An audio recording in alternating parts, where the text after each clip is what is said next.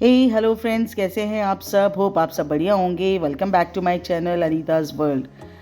तो first day of new year, wish you all a very very happy new year. Hope this new year brings lot of happiness, good fortune in everybody's lives.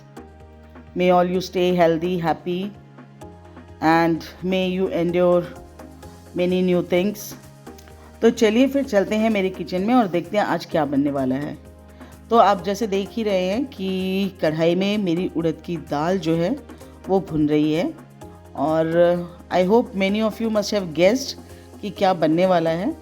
सर्दियों का मौसम है और हर किसी के घर में अलग अलग तरह के लड्डू बन रहे होंगे। गोंद के लड्डू, कोई मेथी के लड्डू बनाता है इस मौसम में, कोई आटे के लड्डू बनाता है, बहुत तरीके सौंठ के लड्डू बनते हैं। तो मैं बनाने वाली हूँ आज उड़द की दाल के लड्डू। दोनों तरीके से बना सकते हैं आप। एक तरीका ये है जिसमें कि मैं दाल को भून के और फिर इसको पीस के बनाऊंगी, और एक तरीका ये है भूनने से पहले आप दाल को पीस लीजिए अच्छे से और उसको फिर आप घी में खूब अच्छे से सेक लीजिए। तो मैं ये इस तरीके से बना रही हूँ, आप दोनों में से कोई तरीका फॉलो कर सकते हैं। तो दाल को ले लीजिए, दाल को कंटिन्यूस आपको चलाते हुए आपको उसको मीडियम टू लो हीट पे आपको उसको सेकना है जब तक कि दाल गोल्डन ब्राउन ना हो जाए आपकी। और एक बार जब दाल आपकी अच्छे से भुन जाए तो आप उसको ठंडा होने के लिए साइड में रख दीजिए। अब हम ले लेते हैं अपने कुछ ड्राई फ्रूट्स जो हम इन लड्डुओं में डालेंगे।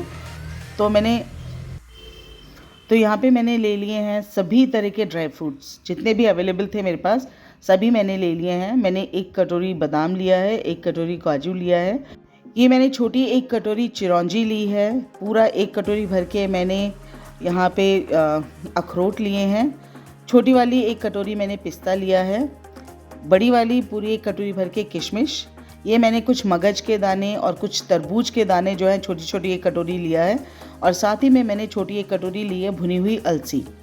ये सारी चीज़ें ले ली है। साथ में मैंने लिया है करीब 400 ग्राम्स के करीब मैंने सूखा हुआ नारियल, ये है पिपर और ये है काली मिर्ची। काली मिर्ची इसमें ज़रूर जाएगी क्योंकि वो मीठे को बैलेंस करेगी, लड्डू के जो मीठे हैं उसको बैलेंस करेगी। और साथ में ही हमें ले लेना है थोड़े से इलायची। जो सबसे मेन इंग्रेडिएंट है इस इन लड्डुओं का वो है घी और ये गोंद। ये मैंने डायमंड कट गोंद लिया है थोड़ा सा, और थोड़ा सा मैंने जो है एक ओरिजिनल जो गोंद बिल्कुल जो पेड़ से टूट के हम यूज़ करते हैं ना, जो कि देसी गोंद जिसे बोलते हैं, वो वाला गोंद लिया है। वैसे तो देसी गोंद ही सबसे अच्छा रहता है, वही यूज़ करना चाहिए। तो आपके पास जो भी अवेलेबल है आप यूज़ कर सकते हैं।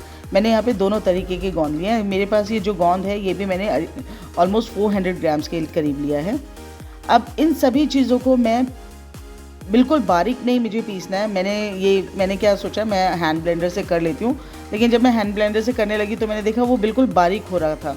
तो फिर मैंने अपना आइडिया ड्रॉप कर दिया हैंड ब्लेंडर से करने का, और मैं इसको अब थोड़ा सा जस्ट कूट के इसके छोटे बड़े मैं टुकड़े हर ड्राई फ्रूट के कर लूँगी।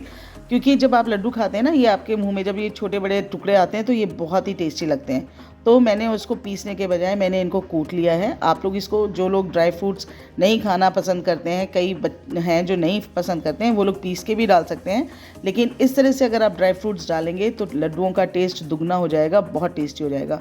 तो सभी चीज़ों को हल्का हल्का क्रश कर लीजिए, आप कूट लीजिए और उसको सबको आप एक बर्तन में इकट्ठा करते जाइए। ठीक है, तो मैंने अपने सारे ड्राई फ्रूट्स हैं वो कूट लिए हैं। अलसी को भी मैंने हल्का सा किस लिया है और उसको भी हम इसमें डाल देंगे। ये जो सारी चीज़ें हैं जिसकी मैं बात कर रही थी, उड़द की दाल की जो बात कर रही हूँ, उड़द की दाल जो है सर्दियों में बहुत बहुत बहुत फ़ायदेमंद रहती है। तो इसके फ़ायदे भी मैं आपको बताऊँगी। पहले मैं आपको बता दूँ कि यहाँ पे मैंने जो है ये नारियल ले लिया। ये मैं सूखा नारियल पूरा का पूरा लेकर आ गई थी। अब हम इसको पहले तो ब्रेक कर लेंगे छोटे पीसेस में, चेक कर लेंगे अंदर से कोई नारियल ख़राब तो नहीं है।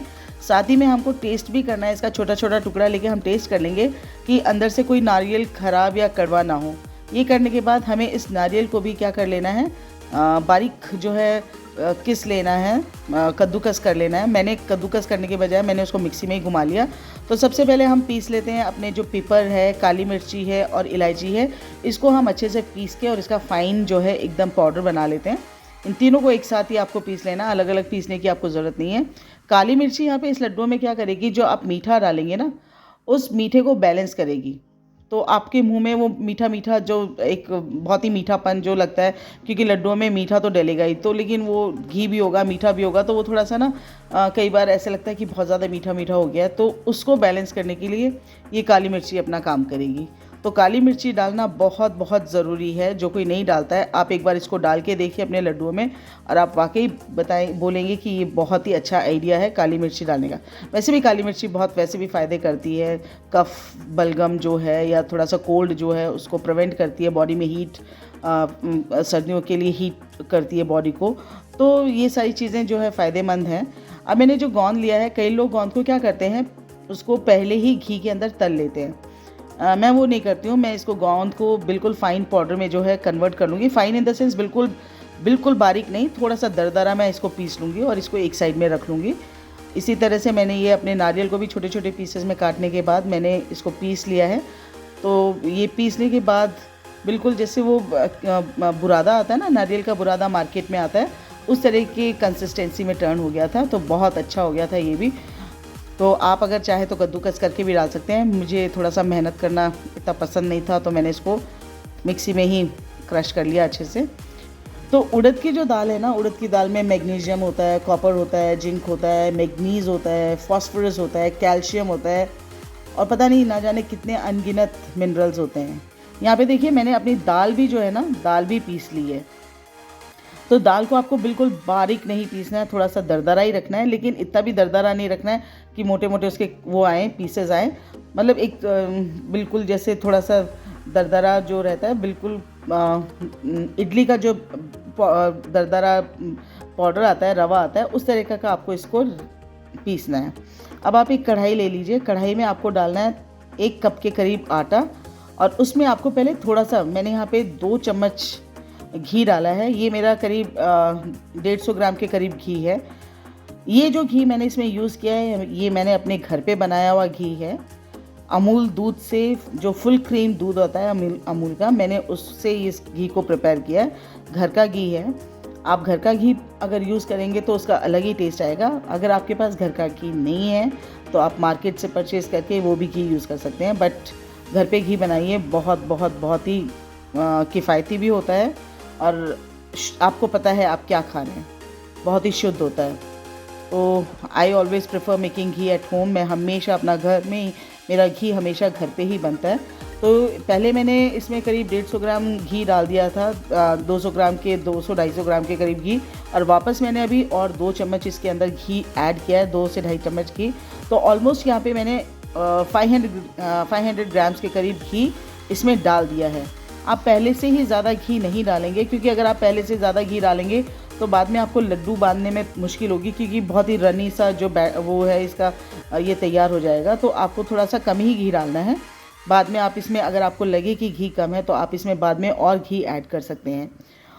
तो चलिए, अब आप इस आटे को ना, इस घी में आप लगातार क्या करना है, आपको भूनते जाना है। इसमें आटा डालने का रीज़न एक ये है, थोड़ा सा ही आटा, बहुत थोड़ा सा डलेगा, गेहूं का आटा इसलिए डाला जा रहा है ताकि लड्डू आराम से बंध जाएं, लड्डुओं को आप आराम से बांध सको। अगर ये आप नहीं भी डालोगे तो भी बिल्कुल चलेगा, टोटली ऑप्शनल है। इसमें ज़रूरत नहीं है इस आटे को डालने की, आप इस आटे को अवॉइड कर सकते हैं, लेकिन मैंने इसमें थोड़ा सा डाला है ताकि लड्डुओं को मैं आसानी से बांध सकूं। लड्डू बनाने में थोड़ा सा तकलीफ़ होती है, मतलब वो बंधते नहीं है, बिखरने लगते हैं, बहुत ताकत लगा के उसको दबा दबा के बनाना पड़ता है। तो इसलिए थोड़ा सा इसमें आटा डाला जाता है ताकि वो आसानी से बन जाए।